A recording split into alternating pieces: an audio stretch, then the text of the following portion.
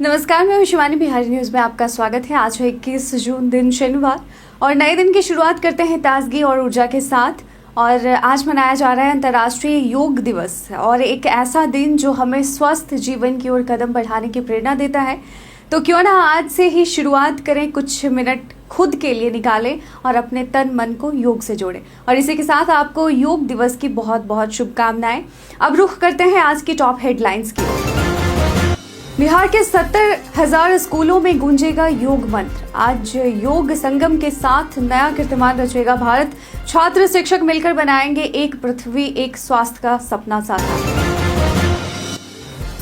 बिहार में तकनीकी सहायक के 942 पद खाली, जल्द करें आवेदन। 25 जून आवेदन की अंतिम तारीख। अब हर महीने होगा जल चौपाल, वार्ड में सुनी जाएंगी पानी की बातें। महीने के पहले गुरुवार को हर वार्ड में लगेगा जल चौपाल। अब सड़कों के साथ सुधरेंगे 60 मीटर तक के पुल। 15,000 छोटे पुलों की होगी जांच और मरम्मत। हर पैकेज में होंगे 100 पुल। बिहार के स्कूलों में 23 जून से नया टाइम टेबल लागू। अब स्कूल खुलेंगे 9:30 में। अंतिम घंटी बजेगी 4 बजे।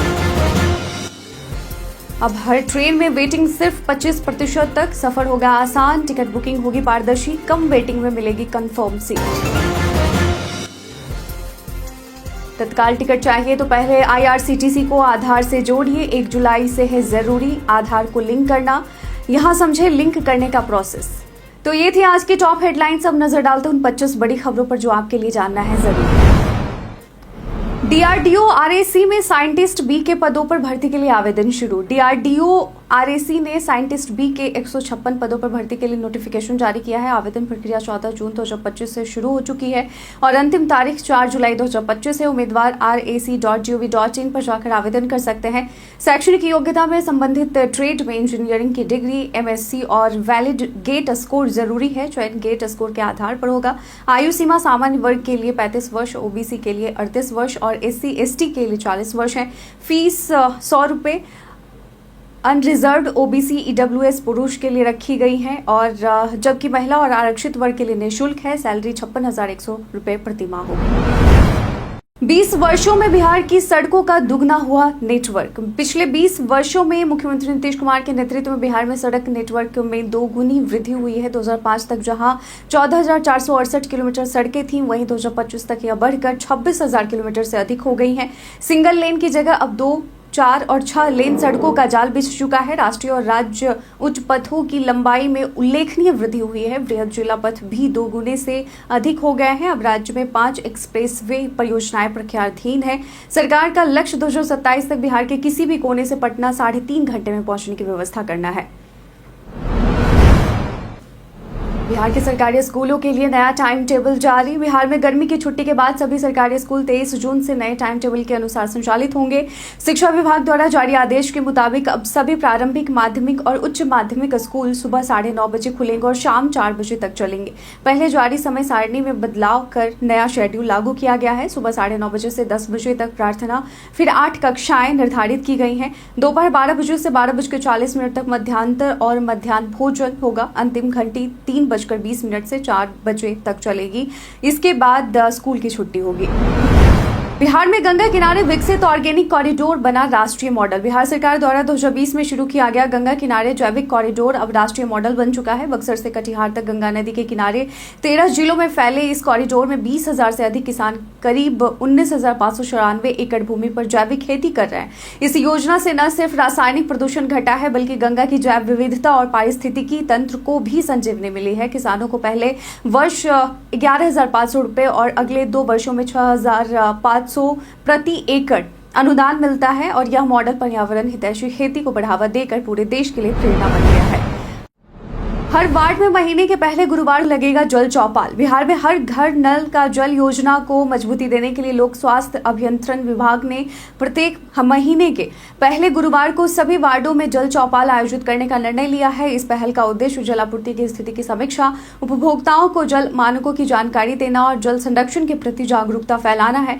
चौपाल में पंप ऑपरेटर, अनुरक्षक और स्थानीय नागरिकों की भागीदारी से बचे हुए परिवारों की पहचान की जाएगी। साथ ही जल का दुरुपयोग रोकने, स्वच्छता बनाए रखने और निगरानी समिति गठित कर घर घर जागरूकता अभियान चलाने पर भी जोर दिया जाएगा। बिहार में जल्द मिलेगा शुगर फ्री आम। जी हाँ, बिहार कृषि विश्वविद्यालय सबौर ने मधुमेह रोगियों और ग्लूटेन असहिष्णु लोगों के लिए बड़ी पहल शुरू की है। विश्वविद्यालय शुगर फ्री आम और ग्लूटेन मुक्त गेहूं की किस्में विकसित कर रहा है। कुलपति डॉक्टर DR सिंह ने बताया कि हाईटेक लैब में वैज्ञानिकों की टीम इस पर कार्यरत है। आम में वनराज जैसी कम शर्करा वाली किस्मों पर शोध होगा, जबकि गेहूं में ग्लूटेन रहित किस्में तैयार की जाएंगी। यह पहल मधुमेह और सीलियक रोगियों के लिए वरदान होगी। BAU का यह प्रयास न केवल बिहार बल्कि पूरे देश के लिए एक अहम उपलब्धि साबित हो सकता है। बिहार में तकनीकी सहायक के 942 पदों पर संविदा नियोजन। राज्य सरकार की 7 निश्चय योजना के अंतर्गत पंचायती राज विभाग द्वारा मुख्यमंत्री ग्रामीण सोलर स्ट्रीट लाइट योजना, गली नाली पक्कीकरण योजना एवं अन्य योजनाओं के प्रभावी क्रियान्वयन हेतु तकनीकी सहायक के 942 रिक्त पदों पर संविदा आधारित नियोजन किया जाएगा। अभ्यर्थी 26 मई से आवेदन कर रहे हैं और इसकी आखिरी तारीख जो है 25 जून 2025 तक विभागीय वेबसाइट jp.bihar.gov.in पर ऑनलाइन आवेदन किया जा सकता है। और अब आवेदन की अंतिम तारीख जो है बेहद नजदीक है, इसलिए योग्य अभ्यर्थियों से अनुरोध है कि वे समय रहते आवेदन प्रक्रिया पूर्ण करें। इच्छुक उम्मीदवारों से यह भी अनुरोध किया गया है कि वे विभागीय वेबसाइट एवं सोशल मीडिया प्लेटफॉर्म पर नियोजन से जुड़ी जानकारी नियमित रूप से देखते रहें। चिड़ियाघर के पास बनेगा सबसे लंबा भूमिगत मेट्रो स्टेशन। पटना मेट्रो से जुड़ी खबर ये है कि राजधानी में चिड़ियाघर के पास पटना मेट्रो का सबसे लंबा भूमिगत स्टेशन बन रहा है, जिसकी गहराई 17 मीटर और लंबाई 355 मीटर होगी। और यह 2 मंजिला स्टेशन होगा, जिसमें पहली मंजिल पर टिकट काउंटर, एस्केलेटर और लिफ्ट जैसी सुविधाएं होंगी और दूसरी मंजिल पर प्लेटफॉर्म होंगे। स्टेशन में 6 एस्केलेटर, 3 लिफ्ट और 2 प्रवेश द्वार बनाए जा रहे हैं। खास बात यह है कि यहाँ क्रॉस ओवर ट्रैक भी होगा, जिससे ट्रेनों को किसी भी दिशा में डाइवर्ट किया जा सकेगा। यह सुविधा 15 अगस्त से शुरू होने की संभावना है। IRCTC अकाउंट को आधार से ऐसे करें लिंक। 1 जुलाई 2025 से IRCTC पर तत्काल टिकट बुक करने के लिए यूजर का अकाउंट आधार से लिंक होना जरूरी है। इसके लिए सबसे पहले IRCTC की वेबसाइट पर लॉगिन करें, फिर माई अकाउंट में जाएं और ऑथेंटिकेट यूजर चुनें। अगले पेज पर अपना आधार नंबर या वर्चुअल ID दर्ज करें और वेरीफाइड डिटेल्स पर क्लिक करें। अब रजिस्टर्ड मोबाइल नंबर पर आएं, OTP को सबमिट करें। इस प्रक्रिया के बाद आपका IRCTC अकाउंट आधार से लिंक हो जाएगा। 15 जुलाई 2025 से बुकिंग के समय आधार आधारित OTP ऑथेंटिकेशन भी अनिवार्य होगा, जिससे टिकट बुकिंग प्रक्रिया अधिक पारदर्शी और सुरक्षित होगी। बिहार के 70,000 से अधिक स्कूलों में होगा सामूहिक योग अभ्यास। जी हां, हर साल 21 जून को मनाया जाने वाला अंतर्राष्ट्रीय योग दिवस इस बार अपनी 11वीं वर्षगांठ मना रहा है। 2025 की थीम है एक पृथ्वी एक स्वास्थ्य के लिए योग। इस अवसर पर 10 प्रमुख कार्यक्रम आयोजित किए जाएंगे, जिनमें सबसे बड़ा आयोजन योग संगम होगा, जिसमें देश भर के 1 लाख स्थानों पर सामूहिक योग अभ्यास किया जाएगा। बिहार में यह दिवस विशेष रूप से सरकारी स्कूलों में मनाया जाएगा, जहाँ 70,000 से अधिक स्कूलों में आज सुबह 6:30 से 7:45 तक शिक्षक और छात्र योग अभ्यास में भाग लेंगे। और इस दिन का उद्देश्य योग के वैश्विक स्वास्थ्य लाभों के प्रति जागरूकता बढ़ाना है। आपको ये जान के खुशी होगी कि साल 2014 में प्रधानमंत्री नरेंद्र मोदी के दबाव के बाद संयुक्त राष्ट्र महासभा द्वारा 21 जून को अंतर्राष्ट्रीय योग दिवस घोषित किया गया था, क्योंकि योग हमारी प्राचीन परंपरा का एक अमूल्य उपहार है। नया स्मार्टफोन लेते ही ऑन करें ये सेटिंग्स। नया स्मार्टफोन खरीदते ही कुछ जरूरी सेटिंग्स को तुरंत ऑन करना बेहद जरूरी है, वरना आपकी प्राइवेसी और डेटा खतरे में पड़ सकता है। सबसे पहले स्क्रीन लॉक यानी पिन पैटर्न या बायोमेट्रिक जरूर लगाएं और ऐप्स की परमिशन मैनुअली चेक करके अनावश्यक एक्सेस हटा दें। फाइंड माई डिवाइस ऑन करें ताकि फोन खोने पर उसे ट्रैक या डिलीट किया जा सके। पब्लिक वाईफाई का इस्तेमाल करते समय VPN का उपयोग करें। गूगल और फेसबुक की एक्टिविटी ट्रैकिंग बंद करें। फोन में ऑटो अपडेट ऑन रखें। गैर जरूरी ऐप्स हटाएं और बैटरी लोकेशन सेटिंग्स ऑप्टिमाइज करें। ये छोटे लेकिन जरूरी कदम आपको साइबर खतरों से सुरक्षित रखेंगे। एकलव्य खेल केंद्रों में निःशुल्क प्रशिक्षण के लिए करें आवेदन। बिहार राज्य खेल प्राधिकरण ने एकलव्य आवासीय खेल प्रशिक्षण केंद्रों में उभरते खिलाड़ियों के लिए निःशुल्क प्रशिक्षण की पहल की है। खिलाड़ियों को शिक्षा, आवास, भोजन समेत उच्च स्तरीय कोचों द्वारा प्रशिक्षण मुफ्त दिया जाएगा। शूटिंग खेल में रुचि रखने वाले खिलाड़ियों के लिए 22 जून 2025 को Kalyan Bigha indoor shooting range Harnaut में विशेष ट्रायल आयोजित होगा।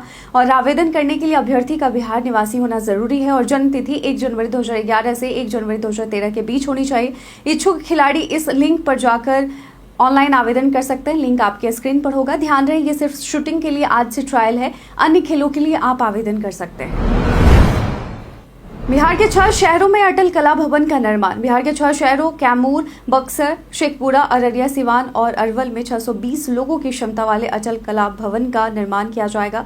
प्रत्येक भवन पर 19.73 करोड़ रुपए खर्च होंगे। इसका निर्माण कार्य बिहार राज्य भवन निर्माण निगम लिमिटेड द्वारा किया जाएगा। साथ ही लखीसराय जिले के ऐतिहासिक लाल पहाड़ी पुरा स्थल पर पर्यटकीय सुविधाओं का विकास भी किया जाएगा। भवन निर्माण विभाग के सचिव कुमार रवि ने सभी योजनाओं को प्राथमिकता के साथ समयबद्ध रूप से पूरा करने के निर्देश दिए हैं। इन परियोजनाओं का उद्देश्य सांस्कृतिक प्रोत्साहन और पर्यटन विकास को बढ़ावा देना है, जिससे स्थानीय विकास को गति मिलेगी।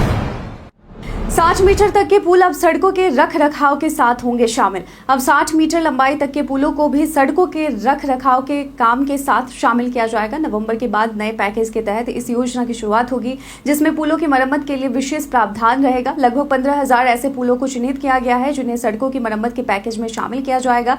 हर पैकेज में लगभग 100 पुल हो सकते हैं। अब केवल सतह नहीं बल्कि स्ट्रक्चरल कंपोनेंट की भी जांच होगी। निर्माण कंपनियों से डिवीजन स्तर पर करार होंगे, जो पुलों की संपूर्ण रिपोर्ट बनाएगी और मरम्मत की जिम्मेदारी तय समय पर निभाएगी।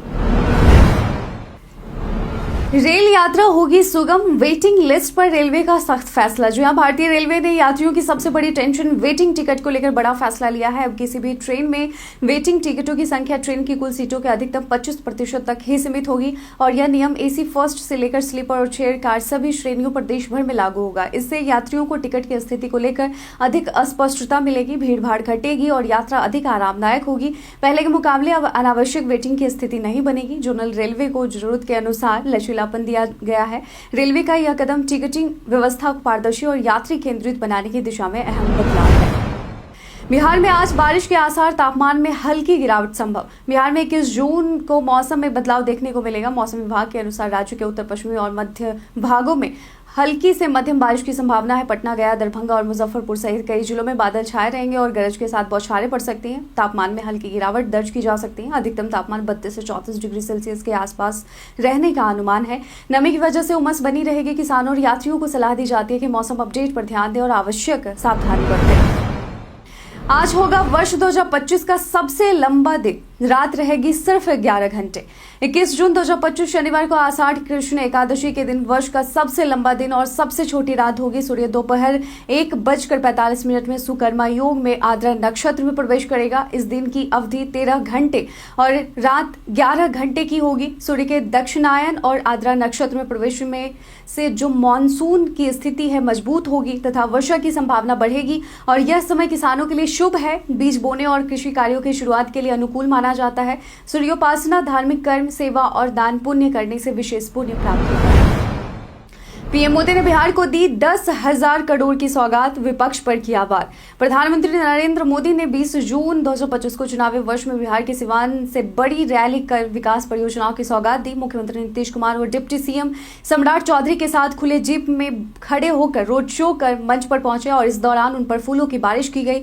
पीएम मोदी ने 10,000 करोड़ से अधिक की 28 योजनाओं का शिलान्यास और उद्घाटन किया। उन्होंने 22 शहरों के जल सीवरेज प्रोजेक्ट, 480 करोड़ की सिवान जलापूर्ति योजना, Vande Bharat train, Vaishali Deoria rail line और पीएम आवास योजना के तहत 53,666 लाभार्थियों को पहली किश्त भेजी और 6,684 को गृह प्रवेश कराया। भाषण में उन्होंने आरजेडी पर बाबा साहब के अपमान का आरोप लगाया और कहा कि बिहार समृद्ध होगा तो भारत महाशक्ति बनेगा। मोदी यही नहीं रुके। उन्होंने कहा कि हम कहते हैं सबका साथ सबका विकास, लेकिन लालटेन और पंजे वाले कहते हैं परिवार का साथ परिवार का विकास। पीएम मोदी के बिहार दौरे पर लालू यादव का चुनावी मौसम अलर्ट। प्रधानमंत्री नरेंद्र मोदी के बिहार दौरे पर आरजेडी प्रमुख लालू यादव ने व्यंग्य करते हुए मौसम अलर्ट के अंदाज में तंज कसा। उन्होंने एक्स पर लिखा कि बिहार में झूठ, जुमलों और भ्रम की भारी बारिश हो रही है। गरज के साथ लुभावने वादों के ओले पड़ रहे हैं। पोस्ट में उन्होंने पीएम मोदी और नीतीश कुमार की एआई जनित तस्वीर और एक व्यंग्यात्मक वीडियो भी साझा किया। तेजस्वी यादव ने भी पीएम से 12 सवाल पूछे। वहीं मोदी ने सिवान रैली में आरजेडी कांग्रेस पर पलायन, गरीबी और बाबा साहब के अपमान के आरोप लगाए। उन्होंने कहा कि मोदी बाबा साहब को दिल में रखते हैं, आरजेडी पैरों में।